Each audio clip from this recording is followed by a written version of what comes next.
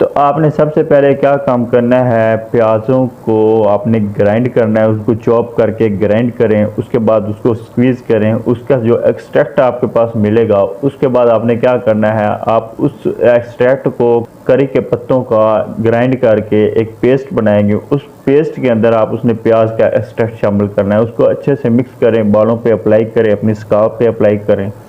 आप तकरीबन 1 घंटे बाद अपने बालों को वॉश आउट करें और ये काम आपने हफ्ते में 3 बार करना है। ये काम करेंगे तो इससे क्या होगा, आपके बाल गिरना बंद हो जाएंगे, आपको हेयर फॉल से सुरक्षित मिलेगी, आप इस समस्या से छुटकारा हासिल कर पाएंगे। तो जहाँ तक बात प्याज की है, प्याज का आपको इल्म होना चाहिए कि आपके मार्केट में जितने भी ऐसे ऑयल्स मिलते हैं, जितने भी आपके शैम्पू मिलते हैं जो जिन बालों की ग्रोथ के लिए फ़ायदेमंद होते हैं, उनमें आपके पास प्याज का एक्सट्रैक्ट लाजमी शामिल होता है। दूसरे नंबर पे आपके पास है जी 2 ऐसी इंग्रेडिएंट्स। एक है